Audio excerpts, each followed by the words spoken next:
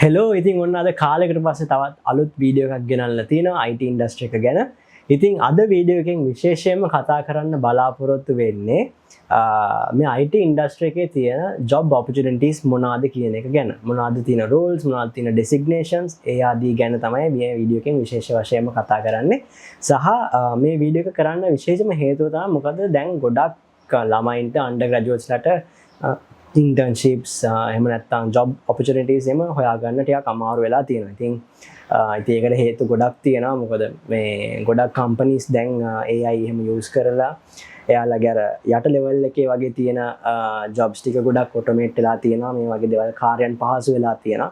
ඉතින් ඒක හින්දා දැන් අර තියෙන opportunities ගොඩක් අඩු වෙලා තියෙනවා. සහ මේ ඔය corona ඒ කාලෙන් පස්සේ ගොඩක් දෙනෙක් මේ IT industry එකට යොමු වුණා. දැන් අහන එක්කෙන software engineering කරන්න මේ හේතු විශාල වශයෙන් තියෙන හින්දා දැන් ගොඩක් internship එක පාව හොයාගන්න ගොඩක් අමාරුයි. ඉතින් මේ වීඩියෝ එක විශේෂ වශයෙන්ම කරන්නේ දැන් currently ඉන්න undergraduatesලට internships හරි job opportunity එකක් හරි හොයාගන්නවා නම් ඒගොල්ලෝ ඉස්සෙල්ලාම දැනගන්න ඕනේ මොනවාද මේ industry එකේ තියෙන job opportunities කියන එක මුලින්ම දැනගන්න ඕනේ. එයාලා නැත්තම් job එකක් හොයාගනිද්දි මම මොනවාටද apply කරන්නේ? මම මොනවාටද දක්ෂ? මේ දේවල් ටික ඉස්සෙල්ලාම හොයාගෙන ඒ දේවල් ටික focus කරලා ඔයාලට පුළුවන් job එකකට අලුතෙන් apply කරන්න. ඉතින් මේ දේවල් ටික ලේසි කරන්න තමයි අතට මම මේ වීඩියෝ එක කරන්නේ. ඒතර ඔයාලට අවබෝධයක් එනවා industry එකේ මොන opportunities ද තියෙන්නේ, මොන වගේ දේවල්ද මේ IT industry එකේ කරන්න තියෙන්නේ ආදී වශයෙන්. right ඉතින් මගේ වැඩ ටික ලේසි වෙන්න මම මේ වීඩියෝ එක කොටස් දෙකකට බෙදනවා. ඉතින් අපි ඉස්සෙල්ලම කතා කරමු non technical roles කියන්නේ මොනවද කියලා. ඊළඟට අපි කතා කරමු technical roles කියන්නේ මොනවද කියලා. right ඉතින් අපි පටන් ගමු මේ non technical roles කියන්නේ මොකක්ද කියන එකෙන්. non technical role එකක් කියලා කියන්නේ ප්‍රධාන වශයෙන්ම කෝඩ් කරන්න ටිකක් අඩු රෝල් එකකට තමයි non technical role එකක් කියලා කියන්නේ. ඉතින් උදාහරණයක් විදිහට මේ project managers ලා ඉන්නවා, product managers ලා ඉන්නවා. ඉතින් මේ නම් වලින් roles තියෙනවා ගොඩක් IT companies වල.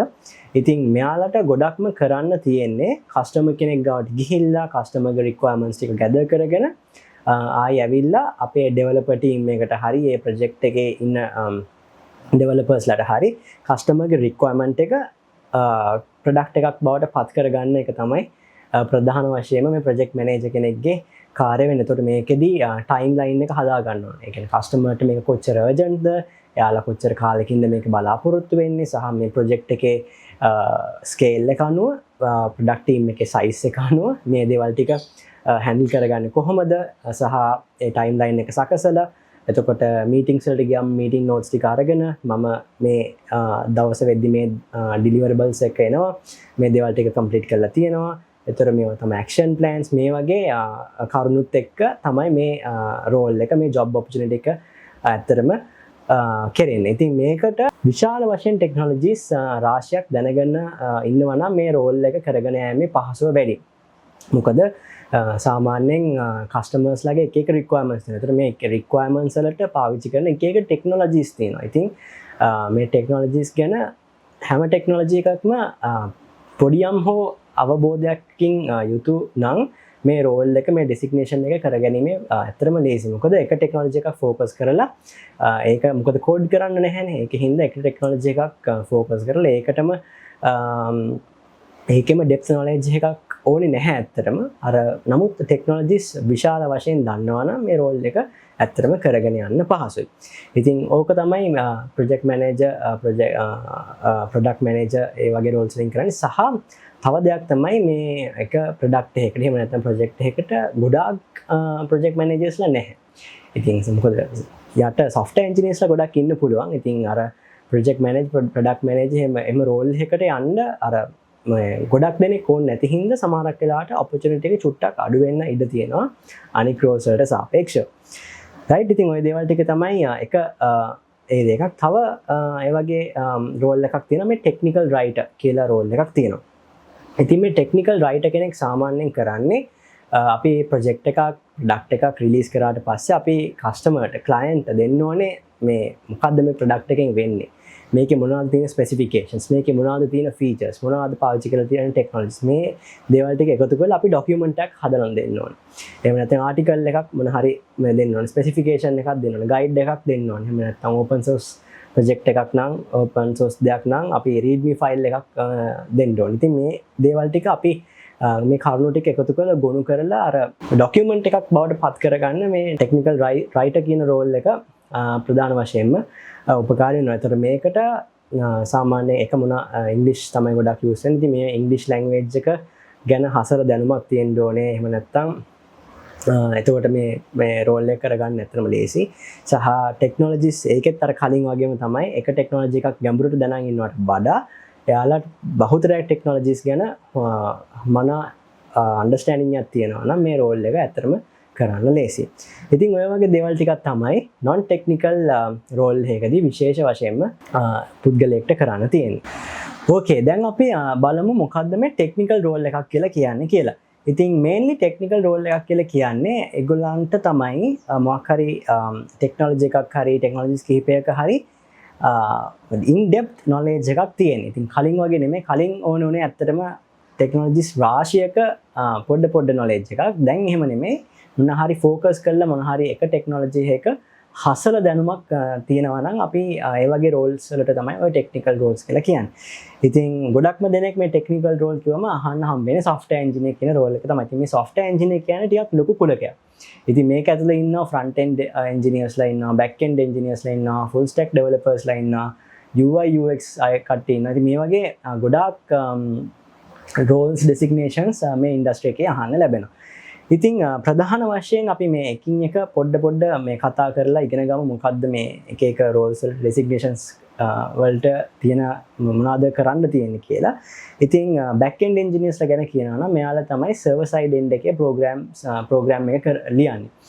ඉතින් උදාහරණයක් විදිහට කියනවා නම් database handling, එතකොට concurrency handling, threads ලියන විදිය, එහෙම නැත්නම් APIs ලියන එක, එතකොට මේ ආදි වශයෙන් ඒව තමයි ගොඩක්ම ඔය back end engineers ඇත්තටම කරන්නේ. ඉතින් ඒගොල්ලන්ට ඔය visually කරන්න දේවල් අඩුයි. ඇත්තටම කෝඩ් ඒ කියන්නේ logic එක මේ program එකේ logics functions ඔක්කොම ලියන්නේ මේ back end engineers තමයි.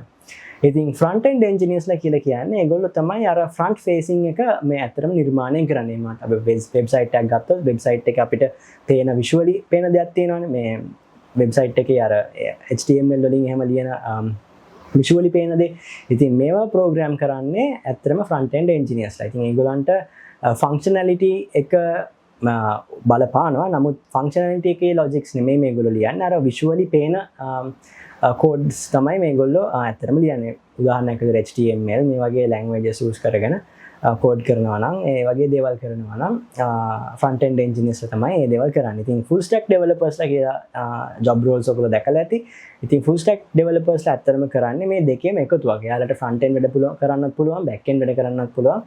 ඉතින් මේ කට්ටියට අපි කියනවා full stack developers ලා කියලා. ඕකේ, දැන් අපි කතා කරමු මේ DevOps engineers ලා, site reliability engineers ලා මේගොල්ලෝ ඇත්තට මොනවද කරන්නේ කියලා. ඉතින් ඔයගොල්ලෝ මේ වගේ designations දැකලා ඇති. සමහර companies වලින් post කරලා තියෙනවා. ඉතින් මේ roles වලින් ඇත්තටම කරන්නේ මේ designations වල ඉන්න කට්ටිය ඇත්තටම කරන්නේ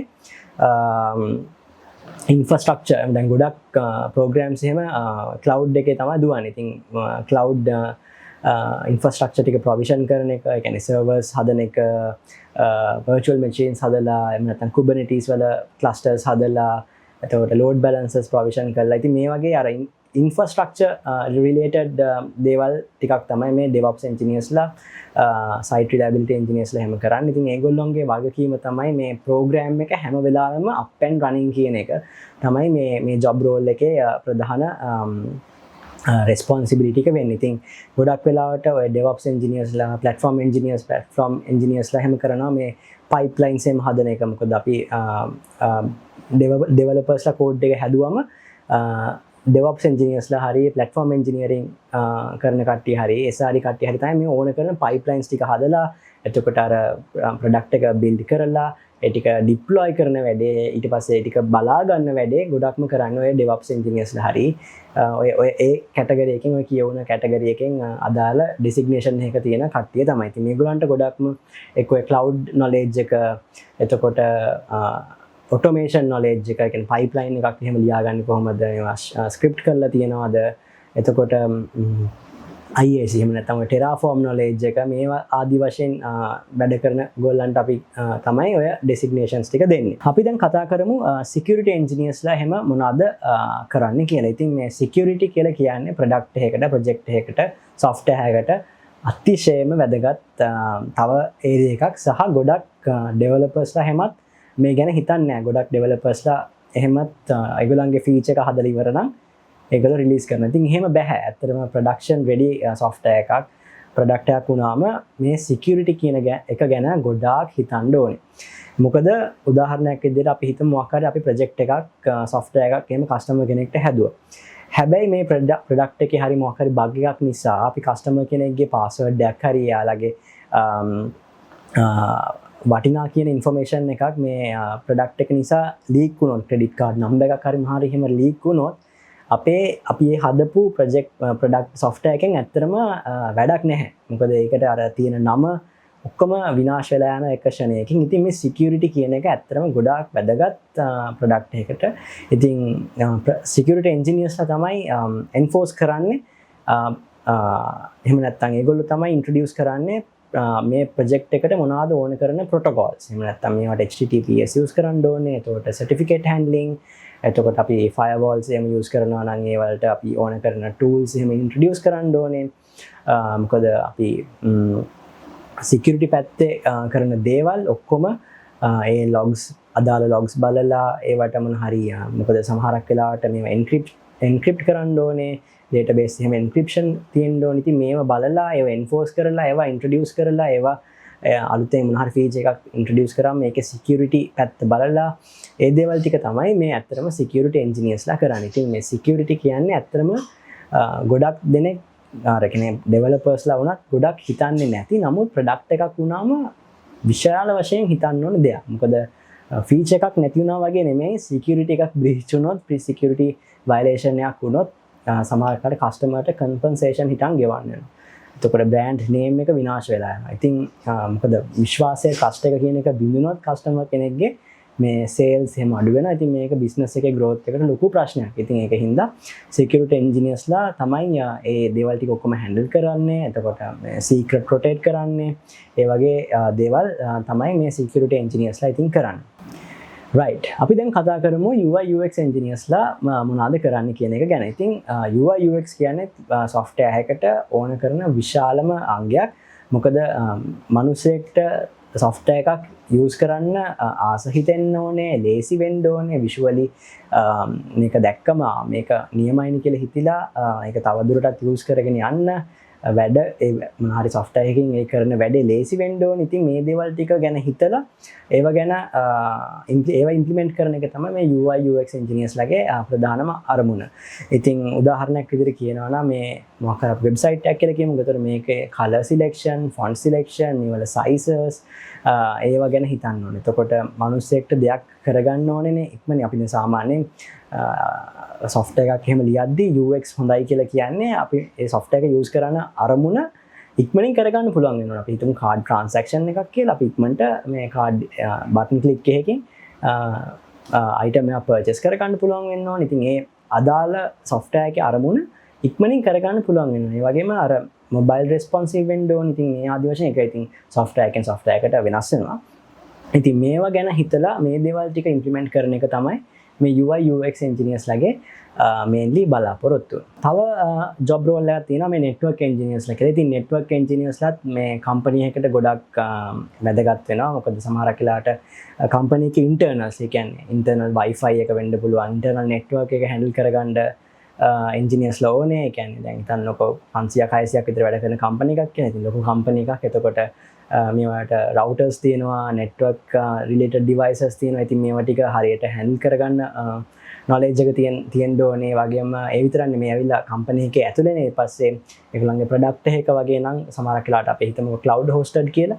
එතකොට cloud වල කොහොමද මේ network rules apply වෙන්නේ? එතකොට subnetting, IP addresses, domain names, domain addresses ඒ වගේ දේවල් ගැන හසල දැනුමක් තියෙනවා නම් network engineers ලා තමයි ඒව බාර වෙන්නේ. ඉතින් network engineers ලාත් ගොඩක් companies වල දකින්න හම්බ වෙනවා. මොකද විශේෂයෙන්ම at least ඒගොල්ලන්ගේ product එකේ නැත්තත් company එක ඇතුලේදී ඒගොල්ලන්ගේ VPN handle කරගන්න ඕනේ.